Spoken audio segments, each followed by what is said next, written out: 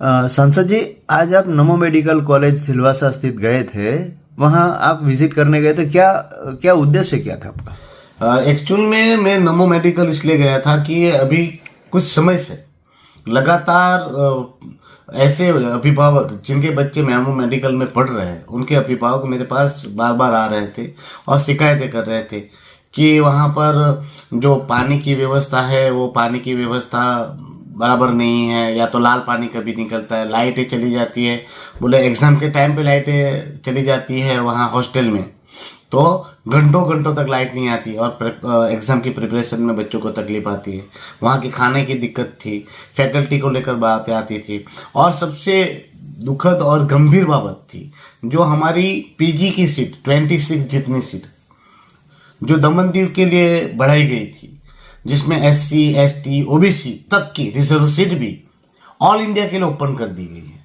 मतलब हमारी कॉलेज, हमारी सीटें, हमारे डेवलपमेंट के पैसे, कॉलेज हमारी, सीटें हमारी और सब कुछ हमारा, और सीट कर दी गई है ओपन ऑल इंडिया के लिए। मतलब SC ST और OBC के लिए भी ओपन। तो हमारे बच्चों को कहाँ उनका हक और अधिकार मिलेगा?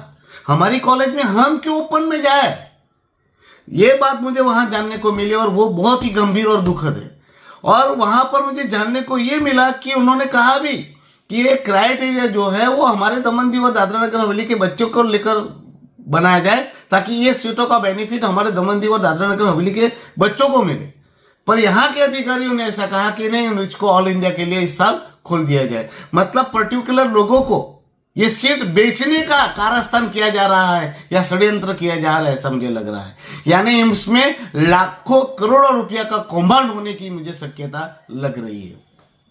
तो मैं आज वो भी जाना कि ये अगर हमारी सीटों को अगर बेच दोगे तो हम अगर जानकारी नहीं रखेंगे तो कौन रखेगा। तो आज मैं मंत्रालय में भी लेटर लिख रहा हूं और अधिकारियों को भी कह रहा हूं कि ऐसी गुस्ताखी मत कीजिए कि ये दमनदीव के हक और अधिकार, दमनदीव और दादरा नगर हवेली के लोगों के हक और अधिकार की सीटें हैं, उसको बेचे ना, और हमारे दमनदीव के लोगों को ही इसका फायदा मिलना चाहिए। साथ में मैंने वहां पर देखा तो पानी की समस्या है।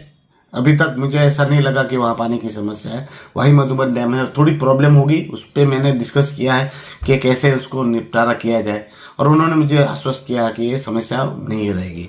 साथ में लाइट के लिए मैंने बोला अगर वहां पर हॉस्टल में लाइट ज्यादा जा रही है, मुझे आपको पता ही है टोरेंट आने के बाद ये समस्या आई है। तो उनको मैंने कहा कि डीजी लगा दिया जाए, और उन्होंने बोला कि डीजी है तो वो प्रॉब्लम नहीं है, पर कभी कभी डीजी में भी प्रॉब्लम आ जाती है, तो अब ये प्रॉब्लम होती है। तो मैंने उनको ये बोला है कि वहाँ सौर ऊर्जा का भी व्यवस्था रखा जाए ताकि बच्चों को ये लाइट की प्रॉब्लम ना हो। साथ में ये प्रॉब्लम एक और थी जिसमें हमें संज्ञान लेने की आवश्यकता थी। एक है कि फर्स्ट ईयर और सेकंड ईयर में जो फैकल्टीज है वो कहा जा रहा है कि MBBS नहीं है। यानी वो अगर MBBS नहीं है तो MBBS बच्चों के कैसे पढ़ाएंगे? पर वहां पर वो भी मुझे जानने को मिला कि ऐसे ये जो फैकल्टीज है इस सब्जेक्ट के, पर्टिकुलर सब्जेक्ट के, वो बोले कि सब्जेक्ट के प्रोफेसर्स या उनके फैकल्टीज नहीं मिल पा रहे हैं, तो उसकी वजह से उन्होंने ये काम चलाओ सुविधा खड़ी की होगी।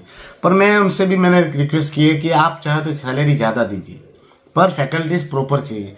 ये मेडिकल फील्ड है, डॉक्टर बना रहे हैं तो डॉक्टर बनाना है हमें, तो ये ऐसी लापरवाही नहीं बरतनी चाहिए। तो उन्होंने विश्वास दिलाया कि वो हो जाएगा। और मैं दमनदीव के प्रशासन से भी और दमनदीव के जो भी इस मेडिकल फील्ड को चला रहे हैं उनसे विनती करता हूँ कि ये रेगुलर भर्ती की जाए। बोले कि वहां पर दिक्कत आती है कि 2 साल में जितने भी फैकल्टी आते हैं वो बदल जाते हैं, चले जाते हैं। फिर मैंने उनकी सैलरी के लिए भी बोला कि भाई रेगुलर सैलरी दीजिए। इंटर्नशिप में भी सैलरी टाइम पर नहीं मिल रही थी, तो वो भी बात कही। कैंपस भी देखा, कैंपस में खेलने की कूदने की तो व्यवस्था बिल्कुल मुझे अच्छी दिखी नहीं। पर मैंने उनसे पूछा तो उन्होंने कहा कि यही ग्राउंड है, यहाँ है तो हो जाता है। बच्चों से भी बात की तो सेटिस्फेक्शन जवाब मिला। मेस में भी गया जहाँ इनका कैंटीन है, खाना भी मैंने जांचा, बनाने का तरीका भी देखा और सब कुछ मैंने वहाँ पर देखा। मुझे तो ऐसा सेटिस्फेक्शन लगा। पर ये जो चीजें हैं, जो 26 हमारी पीजी की सीट है जो बेचा जा रहा है निर्दयता पूर्वक, वो बहुत अफसोसजनक है। पीजी की सीटें नहीं बेचनी चाहिए। और साथ में जो फैकल्टीज है फर्स्ट ईयर और सेकंड ईयर में जो एमबीबीएस नहीं है वो फैकल्टीज को बदला जाना चाहिए और प्रॉपर फैकल्टीज वहाँ पर रखे जाने चाहिए। बाकी बहुत सारी चर्चाएं हुई, बहुत सारी चीज़ें भी देखी। ओवरऑल आप देखा जाए तो वहाँ पर नमो मेडिकल एक बहुत अच्छा कॉलेज है, बहुत अच्छा कैंपस है, बहुत सारी फैसिलिटीज़ है। बस इतना है कि उसको प्रॉपर वे में चलाना है और प्रॉपर सुविधाएं उनको देनी है, जिसमें फर्स्ट ऑफ ऑल तो ये करना है कि ये जो पीजी की 26 सीटें हैं वो दमनदीव के बच्चों के लिए बचानी है। तो वही उद्देश्य से मैं गया था और मैं वहाँ पर लोगों से मिल के आया हूँ और जो भी त्रुटियां पाई है और जो भी हमें करना है उसके लिए मैं अभी कार्यवाही करूंगा। मंत्रालय में भी लेटर लिखूंगा, गृह मंत्री जी से भी बात करूंगा, नड्डा जी से भी बात करूंगा, ताकि ये हमारी मेडिकल कॉलेज जो है वो सेफ रहे और सलामत रहे।